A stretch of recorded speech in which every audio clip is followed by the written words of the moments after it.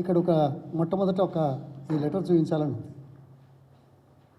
ఈరోజు తెలంగాణ రాష్ట్రం లోపల రైతుల నిరసన కార్యక్రమాలు ప్రతి నియోజకవర్గ కేంద్రాలలో కేసీఆర్ గారు పిలిపించిన నేపథ్యం, జరుగుతున్న నేపథ్యం, అక్కడక్కడ ప్రభుత్వ అధికారులు, పోలీసు యంత్రాంగం చేస్తున్న కార్యక్రమాలు ప్రభుత్వ పరిపాలనకు అద్దం పడుతుందని నేను అంటున్నా. చూడండి, చెన్నూరులో సాధారణంగా పర్మిషన్ తీసుకుంటారు, ఇచ్చారు.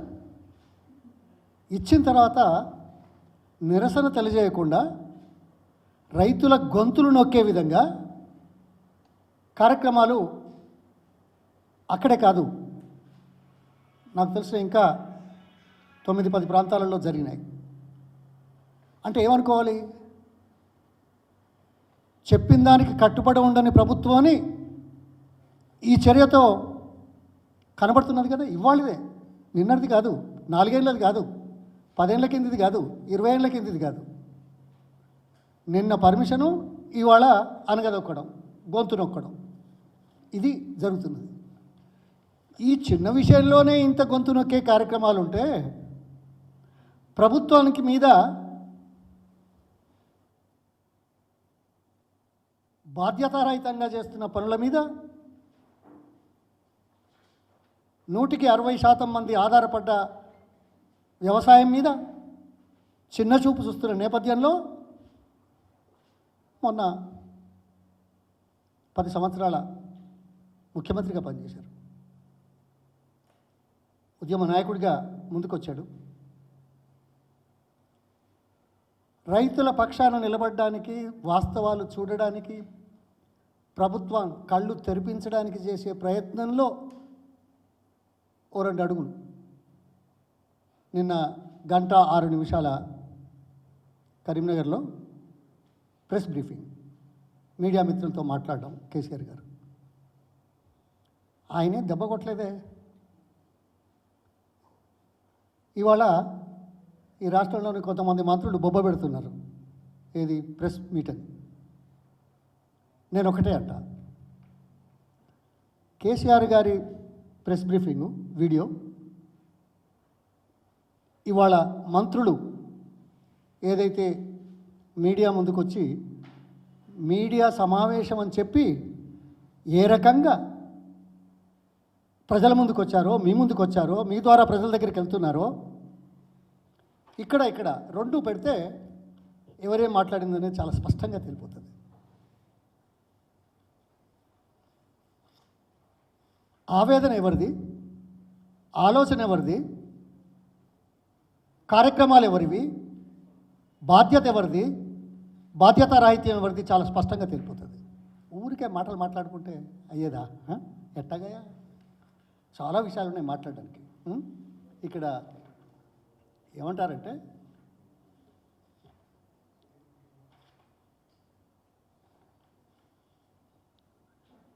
KCR has no right to talk on Godavari water.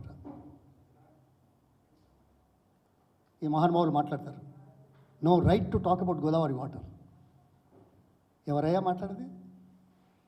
ఎవరి గురించి మాట్లాడుతున్నారు?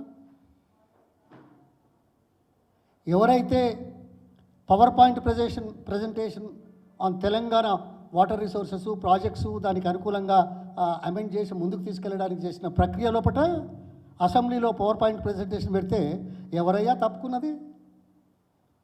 ఎవరికయ్యా అవగాహన లేనిది? బాధ్యత ఎలా తప్పించుకున్నారు? చరిత్ర లేదా? సాక్ష్యాలు లేవా? ప్రజలు చూడలేదా? ఈ మాట మాట్లాడడానికి ఎంతటి ఏమన్నా చెప్పండి, అవగాహన లేదని. అంతేనా? నేను 2013లో నేను వారితో, కేసీఆర్ గారితో కేంద్ర మంత్రిగా రిజైన్ చేసి వచ్చి తెలంగాణ ఉద్యమం కోసం కొన్ని అంశాల మీద విభేదించి, అప్పటికి కాంగ్రెస్తో పొత్తున్నారు, విభేదించి నీటి విషయం లోపట ఛాలెంజ్ చేశారు. 5 గంటల 45 నిమిషాలు మేము మాట్లాడాం. ఇవాళ మీరు మాట్లాడిన 25 నిమిషాలు 30 నిమిషాల్లో సాంకేతికత ఎక్కడైనా ఉందా అడుగుతున్నాను.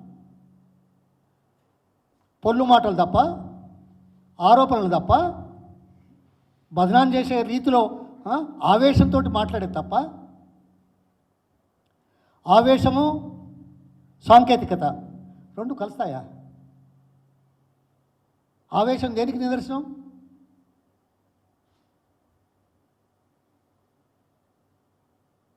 తెలివందనానికి నిదర్శనం, అవగాహన లోపానికి నిదర్శనం, అనుభవ రాహిత్యానికి నిదర్శనం. ఇది బాధతో అంటున్న మాటలు. ఎవరయ్యా కేసీఆర్ గారు? 2013లో నేను అంతకుముందే 2009, 10 వరకు ఇరిగేషన్ మంత్రిగా ఉన్నాను. 2013లో ఐటీ మంత్రిగా ఉన్నాను. అయినా కాంగ్రెస్ పార్టీ తరఫున రాష్ట్రం ఏర్పడే ముందు ఇరిగేషన్ విషయంలో కేంద్రానికి ఒక రిపోర్టు అందజేయాల్సిన నేపథ్యంలో నాకు ఫోన్ చేయాల్సిన అవసరం లేదు. He was not in Congress, but he was interested in Telangana. He was interested in Telangana projects. I was not available in person, but he called me from Hyderabad when I was there in Delhi, AP Guest House, for 48 minutes. On every item, he wanted to get the information and whether we are doing it right or not. His suggestions were also taken. ఏమయ్యా, ఇలా కూర్చున్న వాళ్ళు మాట్లాడిన వాళ్ళు Nalgonda project మీద మాట్లాడినావా? వేరే జిల్లాల ప్రాజెక్టుల గురించి మాట్లాడినావా? నీ సొంత ఊరికి వచ్చే ప్రాజెక్టు గురించి ఎప్పుడైనా మాట్లాడావా? ఎందుకయ్యా ప్రజల ముందు ఈ మాటలు మాట్లాడి కాలం వెళ్ళిపించుకుంటున్నారు? ఎందుకంటే ఇవాళ ఏదో చాలా పెద్ద మీటింగ్ ఉంది కదా, ఏదో వారు మాట్లాడిన దానికి ఏదో సమాధానం చెప్పినట్టుగా ఉండాలి కదా. సర్ప్రైజ్ ఏంటంటే ఇప్పటిదాకా ఆ సీఎం గారే ఎక్కువ మాట్లాడేది ఈ విషయాలలో. మరి ఈరోజు మాత్రం వీళ్ళకి బాధ్యత చెప్పాడు. ఆయన వేరే పని మీద బిజీగా ఉండొచ్చు, ఎందుకంటే రాత్రేమో క్రికెట్ ఏదో చూసినట్టున్నాడు కదా. పర్వాలేదు, మంచిది కదా. కానీ దీని మీద మాట్లాడలేదు నిన్న ఆయన, ఈరోజు మాట్లాడలేదు. వీళ్ళు మాట్లాడిన దానికి అందులో ఉన్నదానికి ఏంటో చెప్పాల్సిన అవసరం ఉంటుంది. అదే కాకుండా ఈ రకంగా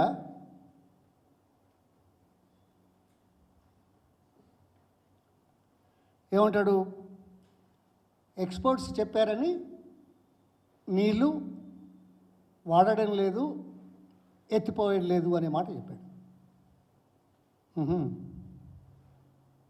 ఎప్పుడు చెప్పారా? ఆ కమిటీ ఎప్పుడు వచ్చింది? సమస్య ఎప్పుడు ఉత్పన్నమైంది? ఉత్పన్నమైన తర్వాత ఎన్ని రోజులకు కమిటీ వచ్చింది? కమిటీ వచ్చి ఏం చెప్పింది? కమిటీ రాకముందు ఏమైంది? సమాధానం చెప్తారా? కమిటీ మొన్న వచ్చి చూసి ఇక్కడ నిల్వ ఉండకూడదు అనే మాట చెప్పారు. ఎందుకంటే ఆ పిల్లర్లు ఏవైతే ప్రమాదంలో ఉన్నాయో, ఇసుక సమస్య ఎలా ఉందో అక్కడ నీళ్లు నిల్వ చేస్తే మంచిది కాదని. ఈ మాట ఇవాల్టి వరకు కూడా మీకు తెలియదే, వాళ్ళు చెప్పే వరకు. అక్టోబర్ 21న 22న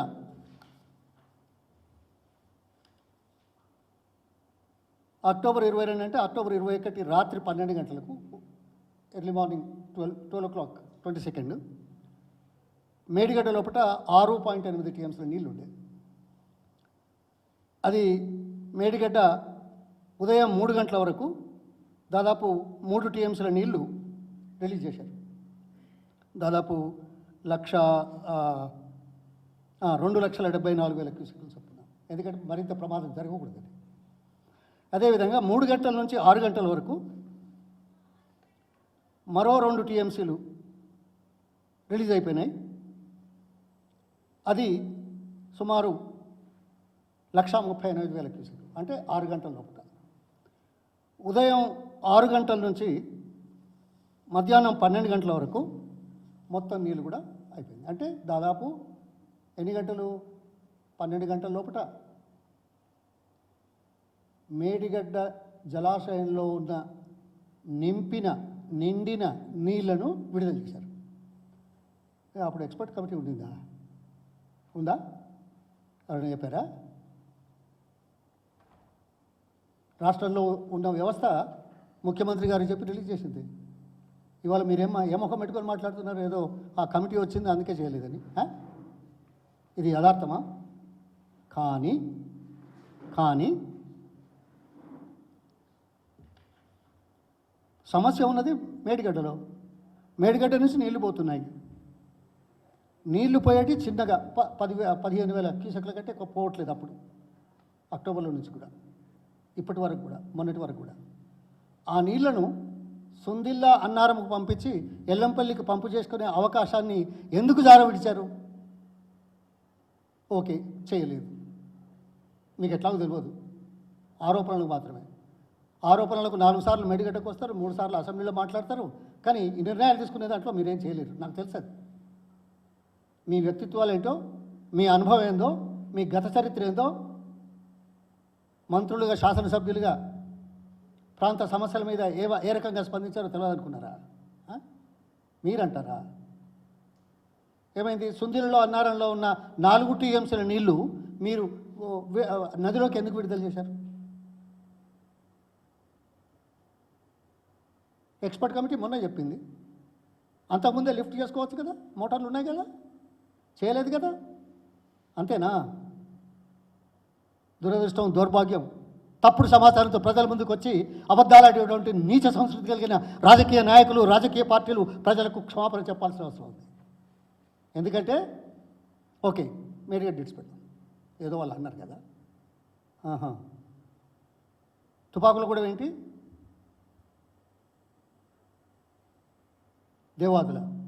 దేవాదుల్లో 19 రిజర్వాయర్లు ఉన్నాయి.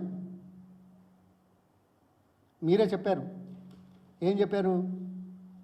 ఇక్కడ గత 4 సంవత్సరాల నుంచి ఇవన్నీ డీటెయిల్స్ ఇచ్చారు. నీళ్లు బాగుండే, ఈ సంవత్సరమే కొద్దిగా నీళ్లు తక్కువనే. నీళ్ళు ఎక్కువ ఉంటేనేమో, పంటలు పండితేనేమో కేసీఆర్ గారికి, కేసీఆర్ ప్రభుత్వానికి క్రెడిట్ రాదు. ఇవాళ నీళ్లు తక్కువ ఉన్నాయని చెప్పి కరువు తెచ్చిందనే దౌర్భాగ్యం మాట్లాడేవాళ్ళు మరి కరువు లేకుండా చేసిన 10 సంవత్సరాల్లో చేసిన ఆయనకు అధికారం ఇచ్చి ఇట్లా కూర్చో రాదని. మరి ఈ 1 సంవత్సరం ఆయన తెచ్చినంటారు కదా, దీనికి ఏమైనా లాజిక్ ఉందా? అర్థం ఉందా? ఈ దిక్కువెళ్ళ మాటలు మాట్లాడి సమయం దాటేసే బాపతు ఇదెక్కడదయ్యా? అదే కాదు, తుపాకులగూడెం నుంచి డిసెంబర్ 7 నుంచి మార్చి 7 వరకు 48 టీఎంసీల నీళ్లను సముద్రంలో కలిపారు. 48 టీఎంసీలు లెక్కలతో సహా నేను మొన్న ఇచ్చాను, మళ్ళీ ఇస్తాను కావాలంటే. సముద్రంలో ఊరికిపోతే చూస్తూ కూర్చున్నారా? ఓసారి వచ్చి చూసి పంపులు ఆన్ చేసిపోతే బాగుండేది కదా. మీరే వద్దన్నావా? పంపులు ఎందుకు ఆన్ చేయలే?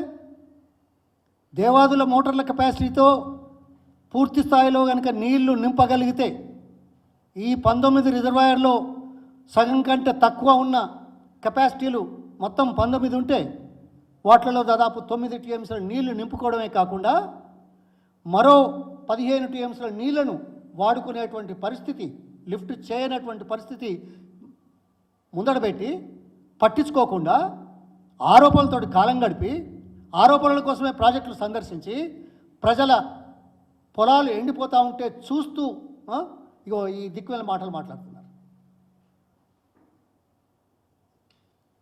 ఇంకా గమ్మత్ ఏంటంటే ఇదేదో ఇదన్నారు కదా,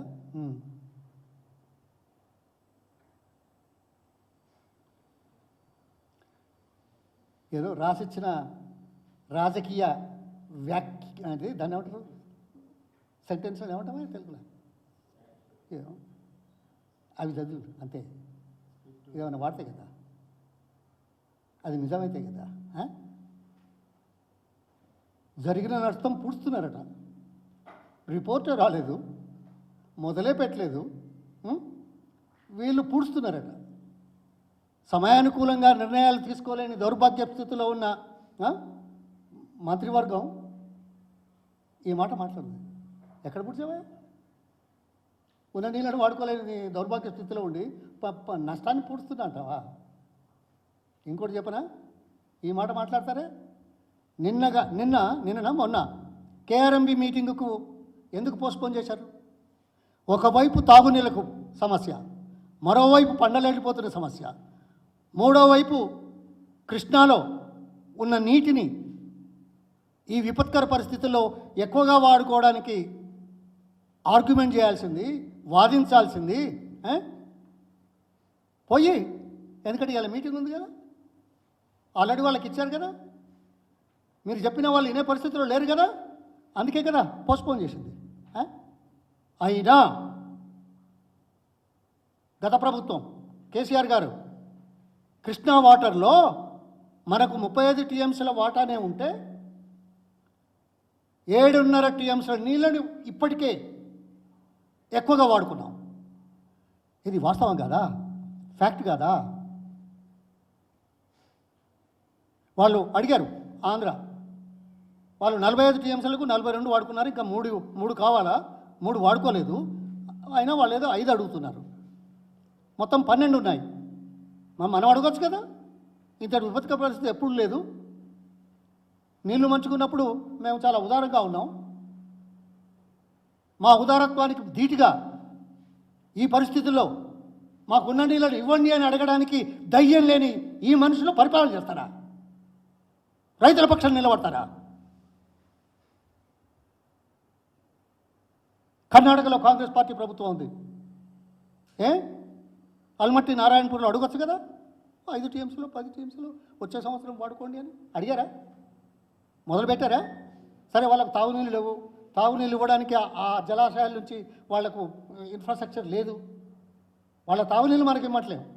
కానీ రైతుల పరిస్థితులు చూసి తక్కువ జలాశయాల్లో తక్కువ సామర్థ్యం ఉండి ఎండిపోతున్న సమయంలో ఆదుకోవడం చేసే కార్యక్రమం ముఖ్యమా, లేకపోతే ఈ దిక్కుల ముచ్చట్లు మాట్లాడడం ముఖ్యమా? ఓహో, ఏమంటారు? ఇంకోటి చాలా గమ్మత్తు, ఏమంటున్నారు?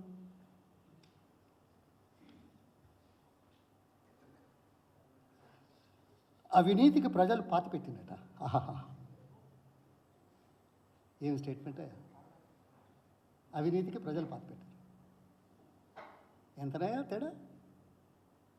1.8%. ఛత్తీస్గఢ్లో, రాజస్థాన్లో అవినీతి అని ఒప్పుకున్నట్ట మీరు? 2014లో దేశమంతా చరిత్రలో ఎన్నడూ లేనంత తక్కువ పార్లమెంటు స్థానాలు వచ్చిన పార్టీ కాంగ్రెస్ పార్టీ కదా. అంటే మీరు ఈ మాట మాట్లాడి ఏ పార్టీలోనైతే మంత్రి పదవులు అనుభవిస్తున్నారో అంటే మీ యొక్క నీచ సంస్కృతి బయటపడుతుంది. ఆ పార్టీ ఇటువంటి వాళ్ళని ఎందుకు పెట్టుకుంటుందో నాకు తెలియదు. అదే మాట వాళ్ళకు కూడా వర్తిస్తుంది కదా. 2014లో ఓట్ల శాతం ఎంత తేడానో తెలుసు కదా. ఇవాళ ఓట్ల శాతం ఎంత? 1.8% difference. Very least amount in all the elections what ever I have seen for any party to come to power. ఈ నేపథ్యంలో మీ అవివేక స్టేట్మెంట్లు దీనికి ఏం సమాధానం చెప్తారు? ఐ థింక్ వాళ్ళ పార్టీ నుంచి పారదోలితే మంచిదేమో, ఉండవాలని కొద్దిగా మంచిగా చేస్తారు. ఎందుకంటే వాళ్ళ నాయకత్వం ఆలోచించాల్సిన అవసరం ఉంటుంది. పార్టీ నుంచి బహిష్కరించమని చెప్పాల్సి వస్తుంది. ఇదా బేరీజు? ఇదా పోలిక? మాటలు కట్టి పెట్టండి. సరే, సమస్యలు వస్తాయి, వాగ్దానాలు చేశారు. కేసీఆర్ గారు 1 hour 6 minutes ఏం చెప్పాడు? ఏదైనా వేరే చెప్పాడా? నీళ్ళ గురించి చెప్పాడు కదా, మీరు ఇచ్చిన వాగ్దానం గురించి చెప్పాడు కదా, అది ఇస్తలేరని చెప్పారు కదా, ఇచ్చేటి ఇవ్వట్లేదని చెప్తున్నారు కదా.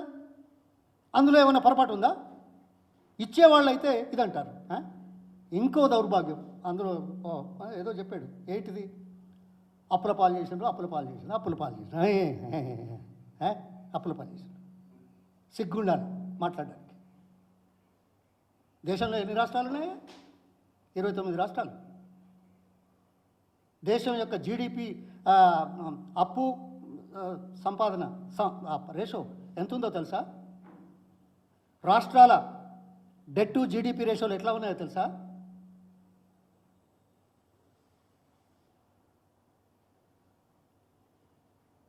సగటు ఆదాయం దేశంలో 3వ రాష్ట్రంగా ఊరికే వచ్చిందా? పెట్టుబడులు పెట్టి అవకాశాలు కల్పించి చేస్తేనే కదా. అవకాశాలు ఎలా వస్తాయి? That is a part of development process. We are far better than many other 22 states. ఇంత పరిజ్ఞానం ఉందే, ఇంత పరిజ్ఞానం ఎక్స్పర్ట్స్ అయిపోయినారే, ఎప్పుడు మాట్లాడలేదేమని ఈ ప్రాజెక్ట్ గురించి, ఆ ప్రాజెక్ట్ గురించి, లేకపోతే ఈ అప్పుల గురించి పార్లమెంట్లో మాట్లాడారా? అసెంబ్లీలో మాట్లాడారా? సరిదిద్దారా? సరిదిద్దడానికి ప్రయత్నం చేశారా? మీ ఆలోచనలు పవర్ పాయింట్ ప్రజెంట్ చేస్తే పారిపోయిన బాపతోళ్ళు అప్పుల గురించి మాట్లాడతారట, అభివృద్ధి గురించి మాట్లాడతారట, కరెంటు గురించి మాట్లాడతారట. We are number 3 in per capital income after Gujarat and Karnataka. We are almost in the top 5 in the power consumption. ఊరికే అవుతుందా? అభివృద్ధి లేకపోతే అవుతుందా? చెప్పండి. సో ఈ ఒట్టి మాటలు కట్టి పెట్టండి. ఏదో ప్రజలు అవకాశం ఇచ్చారు. దీని నవనాలో ఆ భాష మాట చాలా బాధ కలుగుతుంది. అందుకోసం ఈ ప్రెస్ కాన్ఫరెన్సు, ఆ ప్రెస్ కాన్ఫరెన్సు 2 వీడియోలు పక్కన పెడితే who is concern of the state, who is concerned about the farmers, who is concerned about the people, and what we are talking about, how much of that we are able to do it. So sometimes we may not be able to do it 100%. It's true. It's true of all governments in the world. Nothing new. But the most requirement ఏదైతే ఉందో, immediate requirement ఏముందో దాన్ని పూర్తి చేసే పనిలో ప్రజలను ఆదుకోవడానికి చేసే చర్య మానవతా దృక్పథంతో ఉండాల్సింది లేదు అనేది చాలా స్పష్టంగా కనపడతాం. ఏదో అధికారం వచ్చింది అదేదో చూస్తారట. ఇంకోటి చెప్పనా, ఏదో డిజైన్ లేదు బాగాలేదని ఏదో మాట్లాడుతున్నారు. ఏమయ్యా, ముఖ్యమంత్రి కాగానే కొడంగల్కి ఏమో లిఫ్ట్ ఇరిగేషన్ ఏదో కొత్త తెచ్చినాం. ఏదో ఇప్పుడైతే 2900, అది మొదలుపెట్టినాక పూర్తయ్యే వరకు ఎన్ని వందలు అవుతుందో ఎన్ని వేలు అవుతుందో తర్వాత చూద్దాం. ఇప్పుడు నేనంటే బాగుండదు.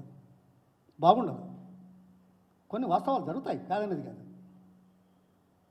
పాలమూరు రంగారెడ్డి పూర్తి చేయలేదు అని ఆరోపించే వాళ్ళు పాలమూరు రంగారెడ్డి పూర్తి చేస్తే ఆ ప్రాంతానికి తక్కువ ఖర్చుతో వచ్చే నీళ్లు పక్కన పెట్టి జూరాల నుంచి 7.5 టీఎంసీల నీళ్లను దోచుకొచ్చి ఆ 2 నియోజకవర్గాలలో మరి కొన్ని ఎకరాలకు నీళ్ళు ఇద్దామనే దుర్బుద్ధి. ఎందుకంటే ముఖ్యమంత్రి అయినాడు కదా. నువ్వు చేస్తే చాలా మంచిది అన్నట్టు, రాష్ట్రం కోసం ఎవరైనా చేస్తే పొరపాటు అయింది అన్నట్టు. ఇతర రాష్ట్రాల అభ్యర్థనలు రాకముందు అడ్డంకులను సృష్టించకుండా ఉండబడేందుకు అంతర్రాష్ట్ర జల వివాదాల సమస్యలు, తర్వాత ఇప్పుడు కొత్తగా వస్తున్న ఇంటర్ రివర్ ట్రాన్స్ఫర్ వాటర్లో అవకాశం కల్పించకుండా 3 బరాజులు నది లోపట నిల్వ చేసుకుంటే అది ఆ పరిధిలోకి రాకుండా చేసిన ముందు చూపుతో చేసిన కార్యక్రమం తప్ప ఏదో అల్లాటప్పగా చేసింది కాదు. చర్చకు వస్తారా? అధికారం రాగానే ఎక్స్పర్ట్స్ అయిపోయినాయి. అంతకుముందు ఎవ్వరు మాట్లాడలేదు, ఒక్కడు మాట్లాడలేదు. మళ్ళీ ఎక్స్పర్ట్స్ ఒపీనియన్కు కట్టుబడి ఉంటాం. మరి ఇప్పటిదాకా మాట్లాడేది అందాదా? ఏమనాలి? ఎక్స్పర్ట్స్ ఏం చేస్తే అది చేస్తామని అంటున్నాడు కదా. మరి ఇదిదాకా మాట్లాడేది ఇగో ఒట్టి మాటలు కట్టు పెట్టండి. ప్రజలకు ఇచ్చిన అవకాశాన్ని సద్వినియోగం చేయండి. ప్రజల పక్షాన ప్రభుత్వ సొమ్ము ఖర్చు పెట్టండి. మీ స్వంత వాళ్లకు మీకు వాళ్లకు నేను ఇంతకుముందు 2-3 సార్లు చెప్పాను రైతు బంధు విషయంలో. ఇప్పటికీ రాలేదు ఇంకా పూర్తిగా. ఏ విషయంలో చేశారని. అందుకోసం తెలంగాణ ప్రజలు ఓకొస్తారు. అట్ ది సేమ్ టైం వీరోచిత పోరాటాలు చేసిన గడ్డ, వీరోచిత పోరాటాలు చేసిన తెలుగు వాళ్ళు అంత చులకనగా చూస్తే తగిన శాస్తి జరగక తప్పదు. ఇది చరిత్ర సాక్ష్యం. ధన్యవాదాలు.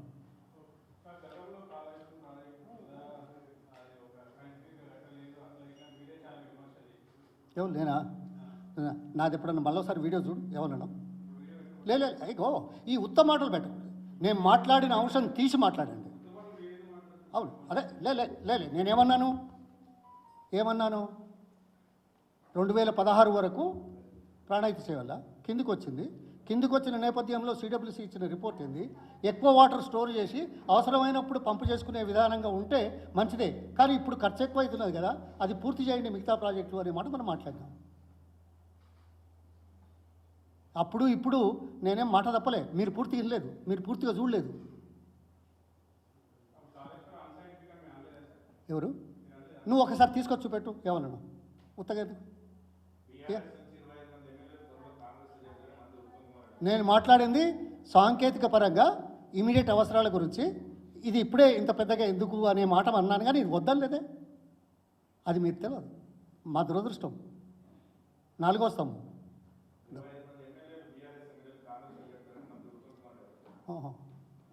అన్నాడా? అదే అన్నాడా? ఓకే అన్నాడా? అదే రాజకీయం చేద్దాం అనుకుంటున్నారు అంతే కదా. కాదు, ప్రెస్ మీట్ దేనికి పెట్టిండ్రు? ఒక 25 మందిని తీసుకుపోయి జాయిన్ చేసుకుంటే అయిపోయేది కదా. ఈ డ్రామా ఎందుకు మళ్ళా? ఎందుకంటే ఇవాళ ఆడ మీటింగ్ ఉన్నది, ఏదో ఒక మాటలు రావాలి, ఏది ప్రజల్లో ఈ సంకేతాలు పోవాలి, భ్రమలు కల్పించాలి. వస్తున్నారు వస్తారు, పోతారేమో. అయితే ఏంది దానికి నీళ్లకు రైతుల అవసరాలకు సంబంధమైంది? ఈ మాటకు సమాధానం చెప్తారా? What is the occasion why you're saying that? అంటే ఇది కప్పిపుచ్చడానికేనా?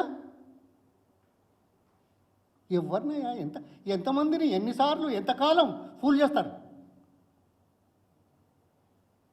నీళ్ళ గురించి మాట్లాడుకుంటా, రైతుల గురించి మాట్లాడుకుంటా, ఇవాళ ఇచ్చే హామీల గురించి, మేనిఫెస్టో గురించి మాట్లాడుకుంటా 25 మంది వస్తున్నారు. అయ్యో అటనా? తీసుకోపోరా, ఇవన్నీ పని చేయి. ఇక ఎప్పుడు ఏం మాట్లాడాలో ఎప్పుడు ఏం చేయాలో తెలియని వాళ్ళు మాట్లాడితే గట్టినే ఉంటుంది. చులకన. ధన్యవాదాలు.